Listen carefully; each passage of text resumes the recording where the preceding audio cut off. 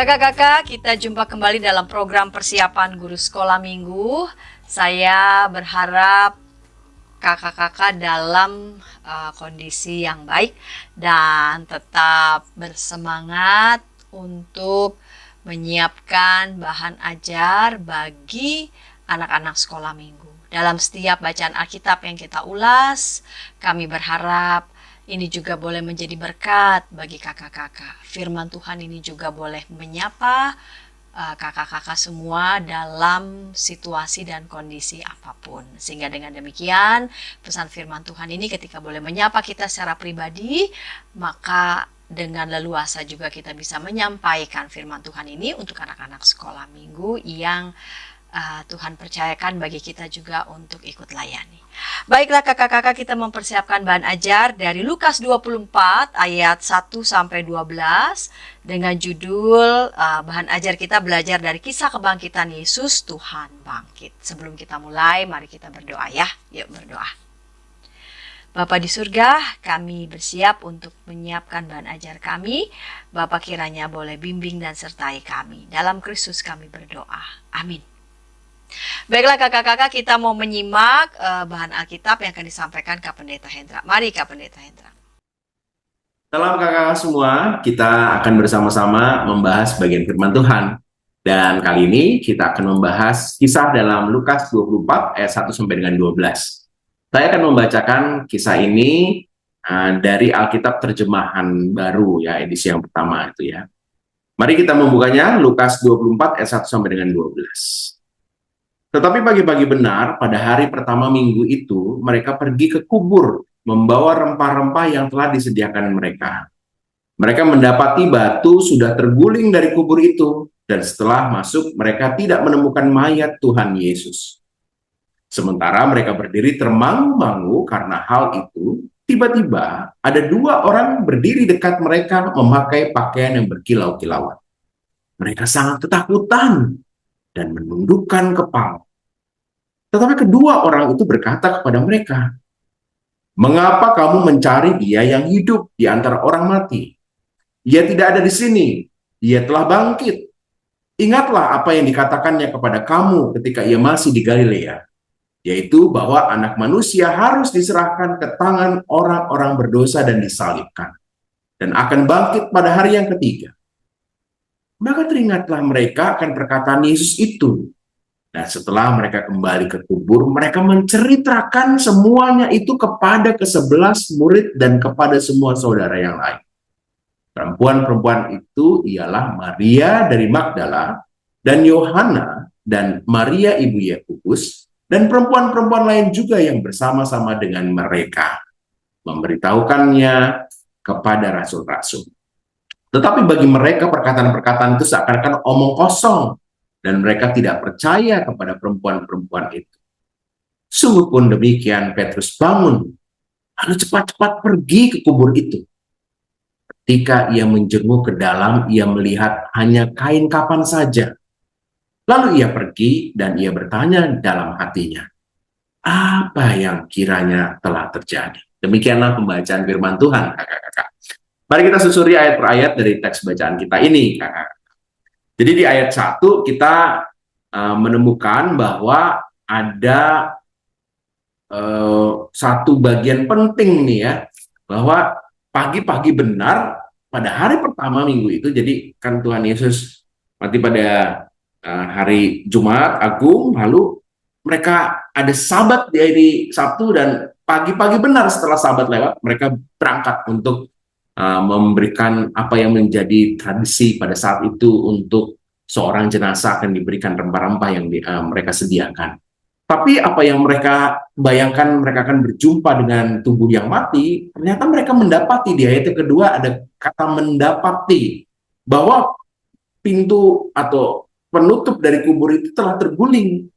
Lalu mereka menceknya, di ayat 3 disebutkan setelah masuk, jadi mereka sempat masuk dulu, dan mereka melihat tidak menemukan mayat Yesus ada di situ. Nah, yang menarik di ayat yang keempat disebutkan mereka termangu-mangu. Jadi mereka heran, ini ada apa ini?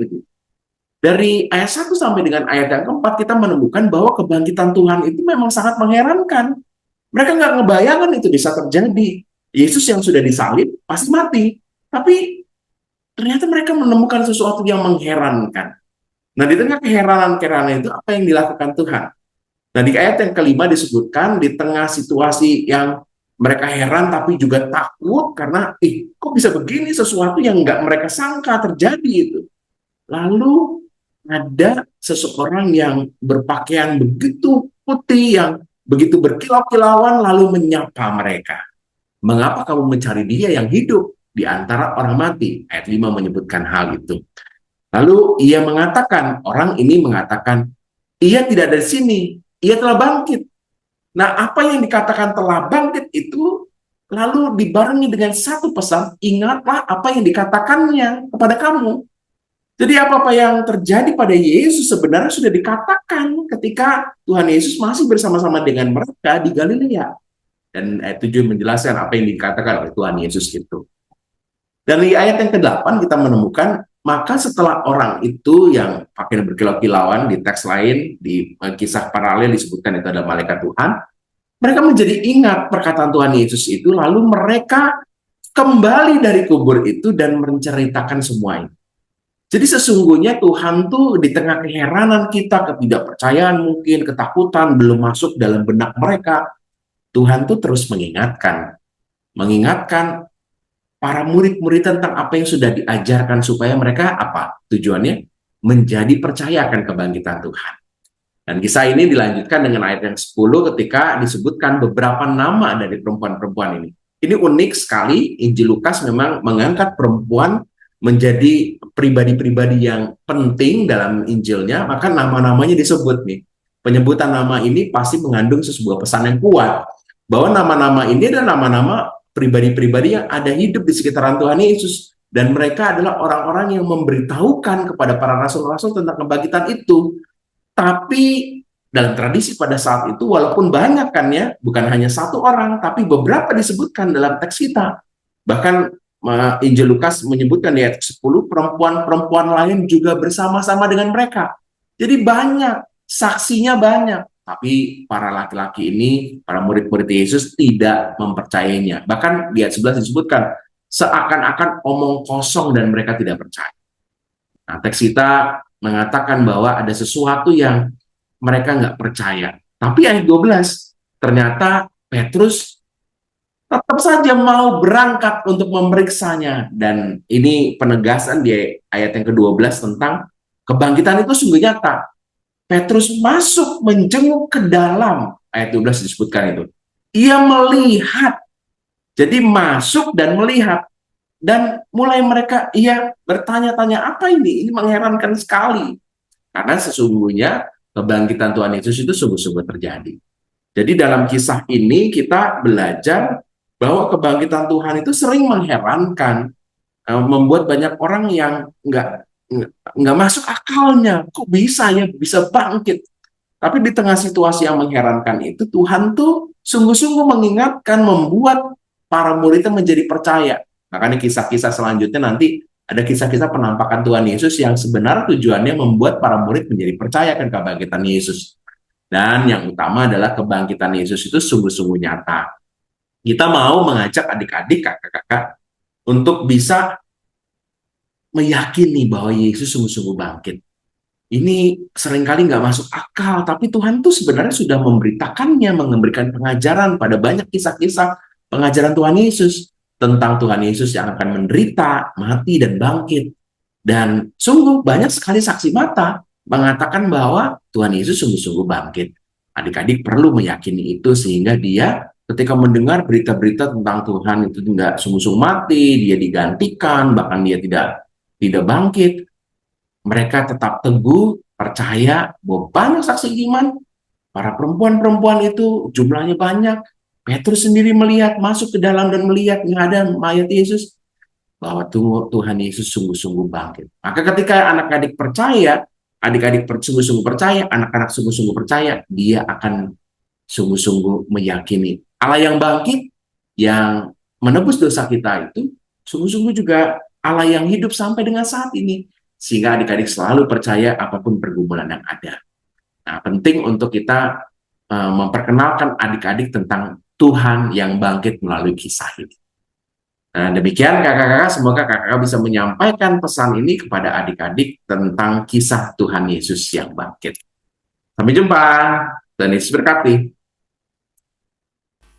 Terima kasih Kak Pendeta Hendra yang sudah menyampaikan bahan Alkitab dari Lukas 24 ayat 1 sampai 12, dan kita mau mendengarkan usulan metode di kelas Batita Balita, dan yang akan menyampaikannya adalah Kak Jennifer Koten. Namun sebelumnya kita dengarkan pesan-pesan berikut ini.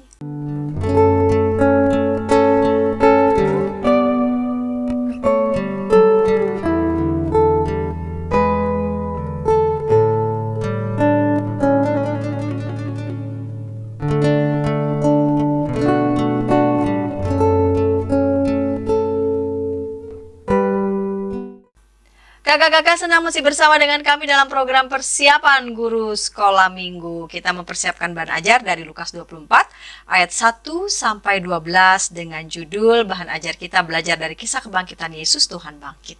Sekarang kita mendengarkan usulan metode untuk anak-anak di kelas Batita Balita. Yang menyampaikannya adalah Kak Jennifer Koten. Mari Kak Jennifer. Kita akan melanjutkan bahan ajar selanjutnya masih dengan tema yang sama, belajar dari kisah kebangkitan Yesus dengan judul Tuhan Bangkit, Lukas pasal 24 ayat 1 sampai 12 dengan pembicara saya Pendeta Jennifer Giovanni Koten.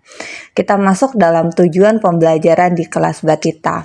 Pertama, anak mengetahui Tuhan Yesus bangkit. Kedua, anak mampu berkata Tuhan Yesus bangkit. Metode mengajar. Nah, alat peraga di sini GSM bermain peran. Minta bantuan GSM lain memakai baju hitam seperti sedang melayat masuk ke dalam kelas sambil menangis. Lalu GSM yang bercerita bertanya kepada kakak yang menangis, "Kenapa kakak menangis?" Lalu GSM yang bermain peran menceritakan bahwa dia menangis karena dia sedang sedih. Orang yang dikasihinya meninggal. Masuk dalam cerita, GSM dapat memberitahu kepada ASM bahwa ketika ada orang yang meninggal, maka biasanya orang yang ditinggalkan akan bersedih. Karena ketika orang meninggal, maka dia tidak akan bersama-sama dengan kita lagi. GSM dapat menunjukkan gambar kuburan bahwa ketika orang meninggal, mereka akan dikuburkan. Kita tidak akan bisa bertemu mereka lagi. Hal ini yang mungkin dirasakan murid-murid Yesus. Mereka yang tadinya selalu bersama-sama harus berpisah karena kematian Yesus di kayu salib. Ketika Tuhan Yesus mati, maka murid-murid bersedih. Mereka berpikir tidak akan bisa bertemu Tuhan Yesus lagi. Sehingga murid-murid Yesus yang perempuan hendak membawa rempah-rempah ke kubur untuk mengurapi kepala, wajah, kaki, dan tangan Yesus. Mereka juga ingin menaburkan rempah-rempah itu di sekitar tubuh Yesus. Hal itu adalah tradisi bangsa Israel zaman dulu, yakni pergi mengunjungi orang yang sudah meninggal sebagai tanda terima kasih mereka kepada Yesus. Nah, GSM bisa bertanya nih kepada adik-adik, "Adik-adik, ada yang sudah pernah ke kuburan? Misalnya melayat opungnya, atau melayat om tantenya, atau orang-orang terkasih yang sudah meninggal." Nah, itu semua kita lakukan sebagai tanda terima kasih untuk mengenang jasa-jasa orang yang pernah hidup di kehidupan kita. Nah, dalam cerita, pagi-pagi benar murid-murid Yesus yang perempuan pergi ke kubur Yesus, tetapi mereka mendapati batu sudah terguling dari kubur itu. Di sini GSM dapat menjelaskan bahwa orang Israel dahulu dimakamkan di dalam goa. Jadi mayat Yesus dibaringkan di sebuah batu yang ada di goa ya. Seperti yang ada di dalam gambar, GSM bisa bercerita menggunakan gambar, baik itu di print atau bisa juga memakai proyektor atau laptop ya, bisa juga. Lanjutkan cerita, lalu pintu gua itu akan ditutup dengan sebuah batu besar nih. Namun saat para murid tiba di gua, mereka justru dikejutkan karena bukan hanya batu penutup gua sudah terguling, tetapi mereka tidak menemukan mayat Tuhan Yesus. Di sini GSM dapat menunjukkan ekspresi termangu-mangu murid Yesus, yakni termenung, terdiam karena sedih, kecewa, bingung, terkejut. Mereka terkejut karena berpikir mayat Tuhan Yesus hilang. Nah, sampai tiba-tiba ada dua malaikat berdiri dekat mereka, berkilauan, yang membuat mereka ketakutan dan menundukkan kepala. Malaikat itu berkata, "Yesus tidak ada di antara orang mati. Ia telah bangkit." Malaikat itu mengingatkan murid-murid bahwa Yesus sudah pernah berkata kepada mereka, ia akan diserahkan ke tangan orang berdosa dan disalibkan, dan bangkit pada hari yang ketiga. Maka teringatlah mereka akan perkataan Yesus itu. Dan setelah mereka kembali dari kubur, mereka menceritakan semuanya itu kepada ke-11 murid dan kepada semua saudara lain. Tetapi banyak di antara mereka yang menganggap perkataan itu tidaklah benar. Nah, melalui cerita Alkitab ini kita dapat mengerti bahwa Tuhan Yesus itu tidak mati untuk selamanya. Tuhan Yesus bangkit. Ia berkuasa atas kematian sekalipun, sebab ia adalah Tuhan. GSM dapat mengajak ASM untuk menyerukan Yesus bangkit. Pertama-tama volume kecil dulu nih, kakak-kakak. Yesus bangkit. Lalu lebih tinggi volumenya adik-adik. Yesus bangkit. Lebih tinggi. Yesus bangkit. Lebih tinggi. Yesus bangkit. Nah, jadi Tuhan Yesus adalah Tuhan yang hidup. Dia bangkit dari antara orang mati. Masuk ke dalam aplikasi, pertama ASM sudah tahu nih bahwa Yesus bangkit. Karena Yesus adalah Tuhan, maka ia mampu bangkit sekalipun ia sudah mati. Kedua, GSM mengajak anak bernyanyi KJ 188, Kristus bangkit, soraklah. ASM diajak menyerukan kepada semua orang bahwa Yesus bangkit. Jadi nanti pas nyanyi Kristus bangkit soraklah bisa seperti ini. Kakak-kakak, misalnya laki-laki dulu nih, Kristus bangkit soraklah. Lalu perempuan, haleluya. Laki-laki lagi dan seterusnya atau sebaliknya. Nah, gitu ya. Walau mungkin banyak yang tidak percaya bahwa Yesus bangkit, tetapi firman Tuhan berkata, berbahagialah orang yang tidak melihat tetapi percaya. Nah, ayat hafalannya Matius 28 ayat 6. Ia tidak ada di sini sebab ia bangkit. Nah, jadi sama nih seperti kita adik-adik, bahwa kita itu tidak melihat kejadian Tuhan Yesus bangkit, tetapi kita mendengar dari berita firman Tuhan. Dan berbahagialah setiap kita yang tidak melihat tetapi percaya. Terima kasih. Terima kasih ya Kak Jennifer Koten yang sudah menyampaikan usulan metode di kelas Batita Balita. Sekarang kita mendengarkan usulan metode di kelas kecil dan yang akan menyampaikannya adalah Kak Maria Ivon. Namun sebelumnya kita dengarkan pesan-pesan berikut ini. Dari kungkungan malam gelap. Nyanyikanlah nyanyian baru setiap hari Rabu pukul 12 waktu Indonesia Barat. Dapat Anda nikmati di channel Lagu Rohani YKB TV. Kakak-kakak senang masih bersama dengan kami dalam program persiapan guru sekolah minggu. Kita mempersiapkan bahan ajar dari Lukas 24 ayat 1-12 dengan judul Belajar dari Kisah Kebangkitan Yesus, Tuhan Bangkit. Kita mau mendengarkan usulan metode untuk anak-anak di kelas kecil yang akan menyampaikannya adalah Kak Maria Ivon. Mari Kak Maria Ivon. Shalom para kakak, kembali lagi berjumpa dengan saya Kak Ivon dari GKI Kranggan. Nah, saya izin share screen ya. Oke, Tuhan bangkit. Bacaan diambil dari bacaan Injil Lukas bab 24 ayat 1 sampai 12. Tujuan pembelajarannya adalah bentar ya.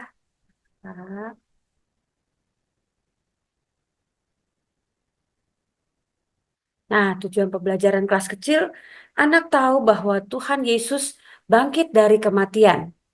Yang kedua, anak memberitakan kebangkitan Tuhan Yesus kepada orang lain.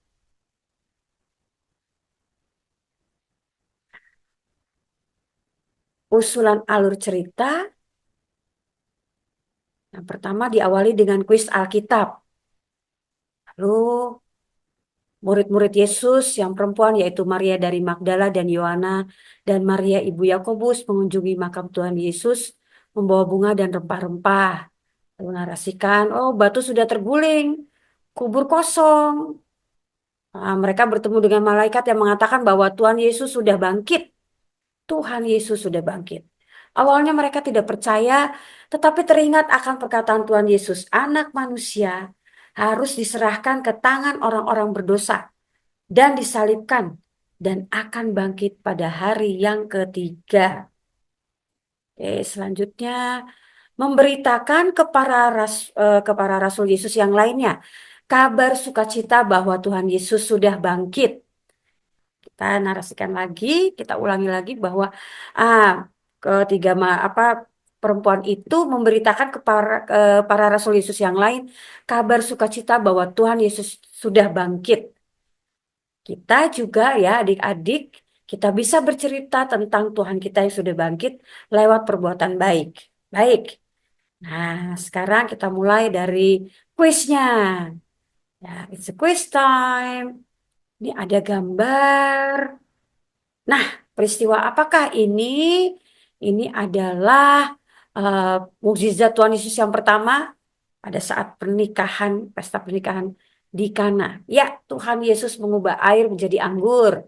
Adik-adik coba, bak, ini peristiwa apa? Oh ya, ini Tuhan Yesus mencelikan orang buta. Lalu peristiwa apakah ini? Adik-adik pasti tahu ya. Tuhan Yesus menyembuhkan orang lumpuh. Wah, ini karya-karyanya Tuhan Yesus nih. Terus, nah ini dia. Ini Tuhan Yesus dieluk-elukan. Wah, naik keledai. Terus ada daun palma ya. Mereka berteriak ucapan Hosana. Nah, kalau peristiwa ini disebut peristiwa Minggu Palma. Lalu kita tunjukkan lagi gambar. Nah, ini adik-adik pasti tahu nih. Ini di saat-saat ini nih filmnya banyak beredar di bioskop ya, banyak ditayangkan di bioskop-bioskop kesayangan kita nih. Perjamuan terakhir tuh, The Last Supper. Nah, gambar selanjutnya. Wah, ini apa adik-adik? Ini peristiwanya menyedihkan nih. Ya, Tuhan Yesus disalibkan. Kita bisa menambahkan ya, Tuhan Yesus disalibkan dan Tuhan wafat di kayu salib. Lalu gambar ini apa nih adik-adik? Nah, mungkin ada yang tahu, ada yang belum ya, kakak-kakak. Nah, ini adalah peristiwa Tuhan Yesus dimakamkan. Nah, inilah cerita dimulai. Seperti alur yang tadi saya sudah utarakan di depan ya. Nah, setelah kita cerita, terus aplikasinya. Pada adik-adik gimana sih caranya menceritakan kabar sukacita kepada teman-teman dan orang-orang di sekitar kita. Kita bisa tunjukkan gambarnya, ya kita bisa cari ya, kakak-kakak juga bisa menambahkan. Nih, ramah dengan teman, mau menyapa dan jika disapa juga kita membalasnya dengan baik ya, tersenyum, terus nah ini bersikap sopan dengan siapapun. Lalu mau membantu orang tua, ini membantu mama nih lagi cuci piring. Mau mengajak adik bermain, adik yang lebih kecil ya. Membantu mengikatkan tali sepatu adik. Pokoknya menolong lah nih. Bisa cari gambar yang lain. Nah ini menolong teman yang jatuh. Mau berbagi. Dan para kakak bisa tunjukkan gambar-gambar yang lain. Nah ayat hafalan dari Roma 6 ayat 11b. Bahwa kamu telah mati bagi dosa, tetapi kamu hidup bagi Allah dalam Kristus Yesus.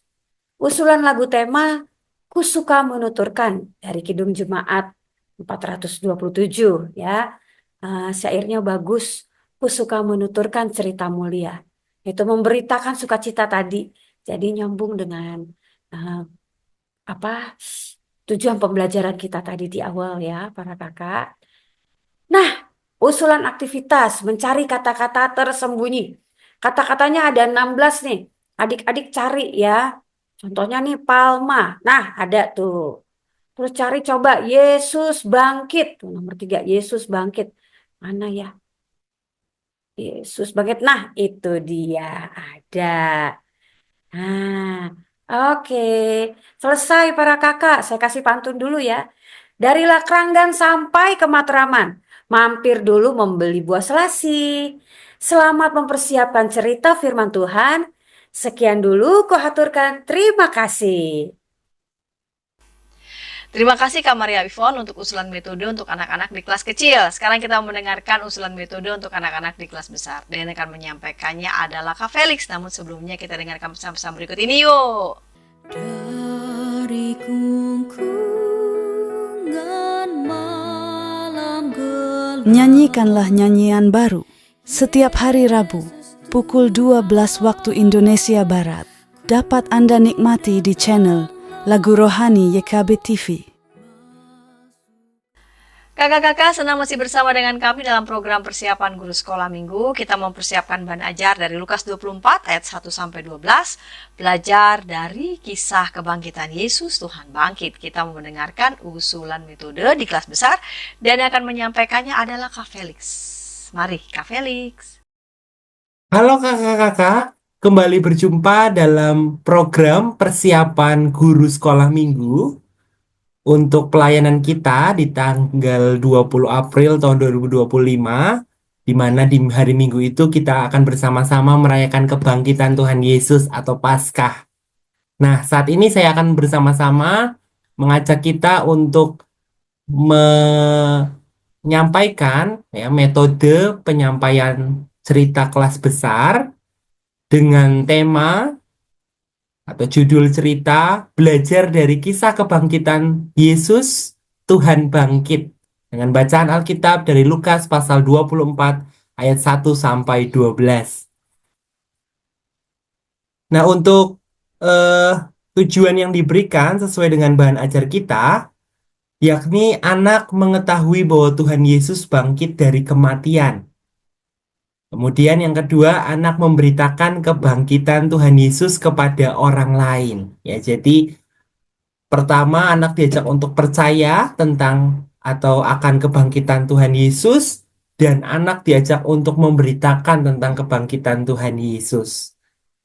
Nah, untuk pembukaan cerita, saya mengusulkan untuk kakak-kakak dapat menanyakan kepada adik-adik kelas besar tentang pengalaman mereka ketika mengalami suatu hal yang tak terduga. Nah, hal tak terduga ini tentunya bisa bermacam-macam, ya. Misal mendapat hadiah atau kejutan yang tidak terduga, yang tidak mereka bayangkan gitu ya. Ketika misal mereka berulang tahun, kemudian dapat kejutan, itu kan merupakan hal yang terduga. Atau hal-hal lain, misal mengalami peristiwa yang mungkin menakutkan ya secara tiba-tiba, ya tiba-tiba mati lampu atau tiba-tiba terserempet motor gitu ya, dan hal-hal tak terduga lain. Mungkin tanyakan kepada adik-adik kelas besar apa yang menjadi perasaan mereka ketika mengalami hal-hal yang tak terduga dalam hidup mereka, ya. Apakah mereka senang, ya, apakah kaget atau seringkali bingung, bahkan belum memahami apa maksud dari hal tak terduga yang mereka alami. Nah, baru katakan bahwa ketika mengalami hal tak terduga, ya, para murid Yesus pun memiliki banyak reaksi, ya. Mungkin bisa direview kisah Jumat Agung ketika para murid Yesus harus mengalami hal tak terduga di mana guru mereka, Yesus sendiri, ditangkap, kemudian diadili dan akhirnya disalib. Ceritakan bagaimana banyaknya reaksi, ya. Para murid ada yang ketakutan, ya, ada yang kemudian menyembunyikan diri dan lain sebagainya, ya. Dan ternyata bukan hanya saat Tuhan Yesus disalib dan menderita, ya, ketika Tuhan Yesus bangkit pun ada banyak reaksi yang terjadi, ya, yang ditunjukkan oleh para murid Yesus ketika Tuhan Yesus bangkit. Baru masuklah ke dalam isi cerita, ya, ceritakan tentang bagaimana setelah kematian Yesus, Sang Guru, para murid itu mengalami rasa atau perasaan duka yang mendalam. Dan diceritakan dalam bacaan bahwa pada hari pertama minggu itu, ya, Maria Magdala, Yohana, dan Maria ibu Yakobus dan juga perempuan-perempuan lain yang bersama mereka itu pergi membawa rempah-rempah, ya, ke kubur Yesus. Nah, rempah-rempah ini bisa dijelaskan, ya, bahwa pada tradisi pada masa itu ketika ada saudara atau keluarganya yang meninggal, budaya memberikan rempah-rempah untuk jasad atau jenazah anggota keluarga yang meninggal itu merupakan hal yang lazim pada saat itu. Dan hal itu dilakukan sebagai tanda hormat, ya, kepada yang meninggal. Dan hal ini juga dilakukan oleh para perempuan yang datang pagi-pagi benar ke kubur Tuhan Yesus. Ya, mereka ingin membawa rempah-rempah untuk jenazah Tuhan Yesus sebagai wujud tanda hormat mereka kepada Yesus, Sang Guru mereka.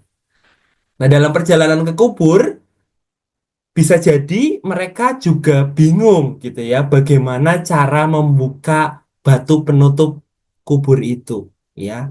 Karena pada waktu itu kubur itu biasanya di dalam semacam gua gitu ya yang ditutup dengan batu besar. Nah, tetapi ya dalam kebingungan mereka, ternyata setelah mereka tiba di kubur, di depan kubur itu, mereka terkejut karena melihat batu penutup kubur itu sudah terguling dan jenazah Tuhan Yesus sudah tidak ada di dalam kubur, ya. Kemudian ketika mereka masih terkejut, muncullah ya dua orang berdiri di dekat mereka memakai pakaian yang berkilau-kilauan. Dan para perempuan itu ketakutan ya ketika melihat ada dua orang muncul itu dengan pakaian berkilau-kilauan, mereka ketakutan ya dan menundukkan kepala mereka. Ya, sekali lagi ini merupakan bentuk reaksi ya dari pengalaman atau peristiwa tak terduga yang mereka alami saat itu. Dan ketika mereka sedang ketakutan, dua orang itu berkata, "Mengapa kamu mencari Dia yang hidup di antara orang mati? Ia tidak ada di sini, ia telah bangkit. Ingatlah apa yang dikatakannya kepada kamu ketika ia masih di Galilea, yaitu bahwa Anak Manusia harus diserahkan ke tangan orang-orang berdosa dan disalibkan dan bangkit pada hari yang ketiga." Ya, jadi sampaikanlah berita dari dua orang yang pakainya berkilau-kilauan itu, ya, sampaikan secara lengkap, ya, sesuai dengan apa yang ditulis dalam Alkitab, ya, supaya adik-adik juga bisa memahami cerita ini secara utuh, ya. Jadi sampaikan tentang berita yang disampaikan dua orang itu. Kemudian setelah mereka mendengar akan apa yang dikatakan dua orang itu, mereka kemudian tiba-tiba teringat akan perkataan Yesus, di mana Yesus pernah mengatakan sama seperti yang dua orang itu katakan kepada mereka saat itu. Kemudian apa yang mereka lakukan? Mereka pulang, ya, dan menceritakan pada para rasul atau murid yang lain tentang apa yang mereka lihat dan saksikan pada peristiwa Minggu pagi itu. Nah, awalnya para murid tidak percaya apa yang dikatakan perempuan itu. Para murid menunjukkan sebuah respon atau reaksi seseorang ketika mengalami hal tak terduga, ya. Mungkin mereka awalnya tidak percaya, ya, dan hal itulah yang ditunjukkan oleh Petrus, ya. Di tengah ketidakpercayaannya, Petrus kemudian bangun, ia berlari dan kemudian melihat langsung ke kubur itu. Petrus ingin membuktikan apakah yang dikatakan oleh perempuan-perempuan itu benar atau tidak. Kemudian Petrus pergi dan melihat bahwa memang kubur Tuhan Yesus sudah terbuka. Nah, kemudian aplikasinya, kakak-kakak dapat menyampaikan bahwa sama seperti para perempuan dan murid Yesus yang terkejut, ya, mengalami peristiwa atau hal yang tak terduga dalam kehidupan mereka, ya, kita pun sebenarnya juga dapat terkejut ketika mengalami hal yang tak terduga dalam kehidupan kita. Ya, entah itu hal menyenangkan, menyedihkan, hal yang membuat kita bingung, ya, katakan bahwa peristiwa keterkejutan kita juga pernah dialami oleh para murid. Namun sekalipun kita terkejut, ya, dengan hal-hal tak terduga yang mungkin bisa tadi yang menyenangkan, menyedihkan, ya, ajak adik-adik kelas besar untuk tetap percaya bahwa dalam peristiwa tak terduga sekalipun, di situ Allah tetap dan sedang berkarya dalam kehidupan mereka. Ya, ceritakan bahwa peristiwa kebangkitan Tuhan Yesus mau menunjukkan bahwa Allah seringkali menunjukkan, ya, dirinya melalui hal-hal tak terduga, termasuk, ya, melalui peristiwa Tuhan Yesus yang bangkit pada minggu pagi itu. Kemudian ajak ASM, ajak adik-adik kelas besar untuk menceritakan, ya, setiap karya Allah dalam hidup mereka, mungkin karya Allah yang mengejutkan, yang tak terduga, ceritakan itu kepada adik-adik kelas besar. Nah, untuk aktivitas saya mengusulkan untuk kakak-kakak dapat mengajak adik-adik kelas besar membentuk kelompok, ya, bisa 5 sampai 6 orang, ya, disesuaikan dengan jumlah atau jumlah adik-adik kelas besar. Kemudian ajak adik-adik untuk bermain bisik berantai dari ayat Alkitab. Ya, ayatnya bebas, silahkan. Dan tujuan dari permainan ini tentunya mau mengajak adik-adik untuk menyadari panggilannya dalam memberitakan kasih Tuhan kepada sesama. Ya, untuk adik-adik menyadari bahwa panggilannya untuk memberitakan tentang kebangkitan Tuhan Yesus kepada sesama di sekitarnya. Ya, entah itu teman atau siapapun. Ya, dan ayat hafalannya saya mengusulkan diambil dari Lukas 24 ayat 9. Ya, setelah mereka kembali dari kubur, mereka menceritakan semuanya itu kepada ke-11 murid, ke-11 rasul, dan kepada semua saudara yang lain. Ya, jadi ayat ini menjadi panggilan atau ajakan untuk adik-adik juga menceritakan, ya, setiap karya Allah dalam hidup mereka kepada orang-orang yang mereka jumpai dalam kehidupan sehari-hari. Itu kakak-kakak yang dapat saya sampaikan untuk metode penyampaian cerita kelas besar. Selamat melayani, ya. Selamat mempersiapkan diri, selamat melayani, dan kiranya Tuhan senantiasa menolong setiap kita untuk mempersiapkan bahan ajar kita dengan baik, dan adik-adik juga dapat menerima, ya, dan memahami apa yang kita sampaikan. Kiranya Tuhan menolong dan memampukan kita. Sampai jumpa, kakak-kakak. Kak Felix, terima kasih ya untuk kesediaan menyampaikan usulan metode untuk anak-anak di kelas besar. Kakak-kakak, kami telah merampungkan dari mulai bahan Alkitab, usulan metode setiap kelas, batita balita, kecil dan besar. Kakak-kakak juga dapat menyimak program dari YKB TV untuk aktivitas bagi anak-anak sekolah minggu, dan tentu saja lagu sekolah minggu nih bisa jadi bekal juga untuk kakak-kakak dalam mengajar anak-anak sekolah minggu. Kami telah merampungkan semua nih kakak-kakak, dan kakak-kakak bisa mengolahnya bersama dengan teman-teman satu tim sehingga boleh makin matang dan mantap untuk menyampaikan firman Tuhan bagi anak sekolah minggu. Sebelum kita berpisah, mari kita berdoa ya. Bapa di surga, kami mohon Kau boleh bimbing berkati anak-anakmu yang masih perlu untuk mengeksplor lagi usulan metode ini sesuai dengan konteks di mana kakak-kakak mengajar. Bimbing dan sertai mereka ya Bapa, seturut dengan hikmat yang Tuhan beri. Dalam Kristus kami berdoa. Amin. Baiklah kakak-kakak, sampai jumpa di pekan yang akan datang.